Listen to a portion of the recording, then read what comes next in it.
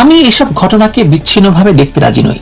2024 সালের তথাকথিত জুলাই বিপ্লবের পর বাংলাদেশে যে রাষ্ট্রটি আমরা দেখছি, সেখানে প্রথম আঘাতটাই এসেছিল রাষ্ট্রের কোয়ার্সিভ ক্যাপাসিটি বা আইন প্রয়োগের ক্ষমতার উপর। থানা আক্রান্ত হয়েছে, অস্ত্র লুট হয়েছে, পুলিশ কার্যত রাস্তা থেকে উধাও হয়ে গেছে, কারাগার ভেঙেছে, মব বিচারকে স্বাভাবিক করা হয়েছে এবং রাষ্ট্রের পরিবর্তে বিভিন্ন রাজনৈতিক এবং ধর্মীয় গোষ্ঠীগুলো নিজেদের শক্তি দেখাতে শুরু করেছে সর্বত্র।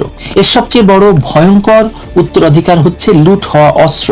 2026 সালের শুরুতেও 1000-এরও বেশি আগ্নেয়াস্ত্র এবং 2 লাখের বেশি গুলি উদ্ধার হয়নি বলে তথ্য প্রকাশিত হচ্ছে। সংখ্যাটি আরো বেশি, আপনাদের বোঝার জন্য বলছি। অস্ত্রগুলো কার কাছে আছে? রাজনৈতিক ক্যাডার, অপরাধী, জঙ্গি, না অন্য কারো হাতে? রাষ্ট্র আজও তার পূর্ণ উত্তর দিতে পারছে না।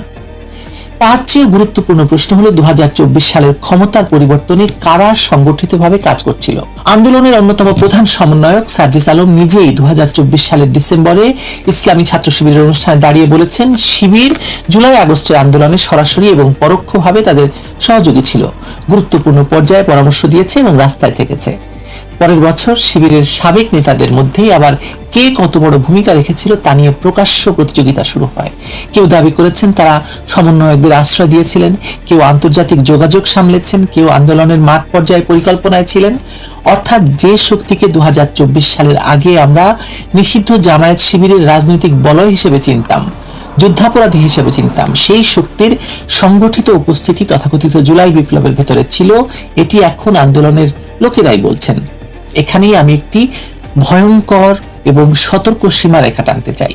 শিবিরের আন্দোলনে অংশগ্রহণ প্রমাণ করে না যে আন্দোলনের প্রত্যেক অংশগ্রহণকারী জঙ্গি কিংবা প্রত্যেকটি ইসলামপন্থী সংগঠন সন্ত্রাসী। কিন্তু রাষ্ট্র দখলের একটি আন্দোলনের পর যদি একই সময়ে উগ্র ধর্মীয় গোষ্ঠীর রাজনৈতিক পরিসর বাড়ে, মাজার আক্রান্ত হয়, নারীর অধিকার খর্ব হয়, নারী রাস্তায় বেরোতে না পারে, সংখ্যালঘু এবং সাংস্কৃতিক প্রতিষ্ঠানের উপর হামলা বাড়ে, পত্রিকা অফিস পুড়িয়ে দেওয়া হয় এবং মব রাষ্ট্রের বিকল্প শক্তি হিসেবে প্রতিষ্ঠা পায়, তাহলে এই ঘটনাগুলোর রাজনৈতিক সম্পর্ক নিয়ে প্রশ্ন তোলা শুধু বৈধ নয়, জরুরি। হিউম্যান রাইটস ওয়াচ বলছে, ইউনূস সরকারের সময় রাজনৈতিক দল এবং ধর্মীয় কট্টর গোষ্ঠী সহ নন স্টেট অ্যাক্টরদের মব সহিংসতা উদ্বেগজনকভাবে বেড়েছিল।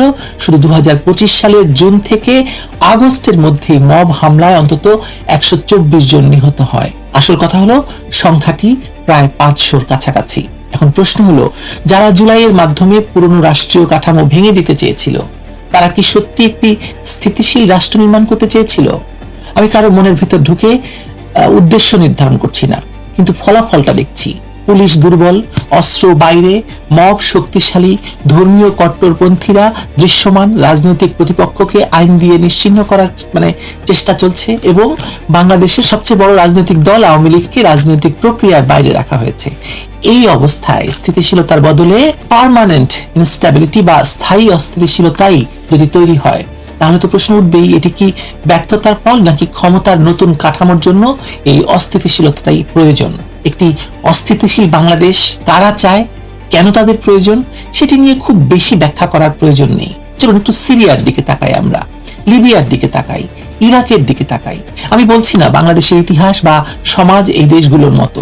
সিরিয়ার গৃহযুদ্ধের পেছনে আসাদ সরকারের দমন, সাম্প্রদায়িক বিভাজন, বিদেশি হস্তক্ষেপ, অসংখ্য সশস্ত্র সংগঠন ছিল বলে অনেকেই বলেন, অনেক বিশ্লেষণকারী বলেন। কিন্তু আসাদের আমলে সিরিয়াতে গণতন্ত্র ছিল, এটাও সবাই বলেন।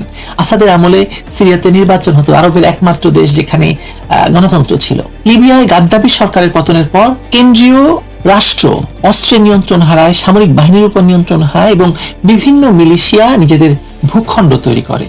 ইরাকে মার্কিন আগ্রাসনের পর রাষ্ট্রীয় প্রতিষ্ঠানগুলো ভেঙে যায়, সাম্প্রদায়িক রাজনীতি এবং আল কায়দা এবং পরে আইএস এর উত্থান দেশটিকে রক্তাক্ত করে, ছিন্ন ভিন্ন করে। এখনো পর্যন্ত সেসব দেশগুলো ঘুরে দাঁড়াতে পারেনি। এই যে 3 দেশের উদাহরণ দিলাম, এই 3 দেশের উদাহরণ একই রকম, এই 3 দেশের ইতিহাস আলাদা, কিন্তু একটি জায়গায় এদের অদ্ভুত মিল। প্রথমে এই রাষ্ট্রগুলোকে সরকার যারা কাজ করছিল সেই সরকারকে ফেলে দেওয়া হয়েছে, ফলে রাষ্ট্র দুর্বল হয়েছে। তারপর অস্ত্র ছড়িয়ে গেছে সর্বত্র। তারপর পরিচয় ভিত্তিক রাজনীতি এবং সশস্ত্র নন স্টেট অ্যাক্টর রাষ্ট্রের দখল নিয়েছে, জায়গা নিয়েছে। বাংলাদেশের সঙ্গে মিল পান? বাংলাদেশের জন্য এখানে সবচেয়ে বড় সতর্কবার্তা। আমাদের দেশে এখন গৃহযুদ্ধ নেই, হয়তো আইএস কোনো ভূখণ্ড শাসন করছে না, রাষ্ট্র ভেঙে পড়েনি, কিন্তু গৃহযুদ্ধ শুরু হওয়ার আগের ছবিটি কেমন হয় সেটি ভুলে গেলে চলবে না। রাষ্ট্র যদি আইন প্রয়োগের একচ্ছত্র ক্ষমতা হারায়, হাজার হাজার অস্ত্র যদি বাইরে থাকে, রাজনৈতিক মব যদি বিচারের ভূমিকা নেয় বা বিচারকের ভূমিকা নেয়, এবং ধর্মীয় পরিচয় যদি নাগরিক পরিচয়ের উপর বসিয়ে দেওয়া হয়, তাহলে রাষ্ট্রের ভাঙন শুরু হয়ে যায় অনেক আগেই। আমরা শুধু তার নাম তখনও গৃহযুদ্ধ দেই না, কিন্তু গৃহযুদ্ধের পূর্বাবস্থা যা যা এলিমেন্টস দরকার বাংলাদেশে তাই তাই আছে। আর এই কারণে এসব কালেমা লেখা, পতাকা, বোমা, এসবের বিস্তার কেউ আমি হালকাভাবে দেখি না। কারণ কালেমা ইসলামের কোনো জঙ্গি সংগঠনের ব্যক্তিগত সম্পত্তি নয়, তাই কালো পতাকা দেখলেই তাকে আইএসআই বলতে চাই না। কিন্তু যখন ধর্মীয় প্রতীককে সংগঠিত রাজনৈতিক মোবিলাইজেশনের মাধ্যমে জনপরিসর দখলের প্রতীকে পরিণত করা হয়, তখন প্রশ্ন উঠতেই হবে যে এর রাজনৈতিক উদ্দেশ্যটা আসলে কি।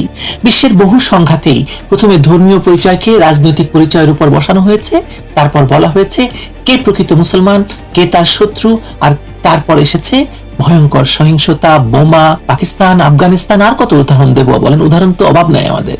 বাংলাদেশের ইতিহাসও আমাদের সতর্ক করছে। আমরা রমনা বটমূলের বোমা হামলা দেখেছিলাম। 2005 সালের 17 আগস্ট দেশের 63 জেলায় একযোগে বোমা বিস্ফোরণ দেখেছি, হোলি আর্টিজান দেখেছি। অর্থাৎ জঙ্গিবাদ বাংলাদেশের জন্য কোনো আমদানি করা বা কল্পকাহিনী নয়, সেই অভিজ্ঞতা আমাদের নিজেদের। তাই আজকে বোমা আতঙ্কে শুধু একটা ব্যাগের মধ্যে জর্দার কৌটা পাওয়া গেছে বলে হাসাহাসি করে উড়িয়ে দিলে ভুল হবে। প্রশ্ন হচ্ছে কে এমন আতঙ্ক তৈরি করছে এবং কেন? তার চেয়েও বড় প্রশ্ন, রাষ্ট্র কি জানে যে দেশে ভেতরে ছড়িয়ে থাকা অস্ত্রগুলো কোথায়, কার কাছে? উগ্রবাদী নেটওয়ার্কগুলো কি করছে আসলে, এবং রাজনৈতিক মব কার নির্দেশে সংগঠিত হচ্ছে? এখন বাংলাদেশ এখনো সিরিয়া হয়নি, কিন্তু লিবিয়ার পরিস্থিতিতে হয়েছে, ইরাকের পরিস্থিতিতে হয়েছে। কিন্তু সিরিয়াও এক সকালে ঘুম থেকে উঠেই আচানক সিরিয়া হয়ে যায়নি, লিবিয়াও একটি সকালে উঠে একদম লিবিয়া হয়ে যায়নি, কিংবা ইরাক, আজকে যে ইরাকের ভয়াবহ পরিস্থিতি তা একদিনে তৈরি হয়নি। লিবিয়া একদিনে ভাঙেনি, ইরাকও একদিনে আইএস এর দখলে যায়নি। রাষ্ট্রের ভাঙন শুরু হয় অনেক আগে, যখন মানুষ বিপদের লক্ষণগুলো দেখে কিন্তু রাজনৈতিক সুবিধার জন্য সেগুলোকে অস্বীকার করে। আমার ভয়টা সেখানেই। তথাকথিত জুলাই বিপ্লব বাংলাদেশকে যে দরজার সামনে এনে দাঁড় করিয়েছে, সেই দরজার ওপাশে কি আছে তা আমরা জানি। এখন প্রশ্ন একটাই, তারেক রহমানের সরকার সেই দরজা বন্ধ করবে নাকি ক্ষমতার স্বার্থে সেটিকে আরো খুলে দেবে? বাংলাদেশ কি মহাবিপদগ্রস্ত? আমার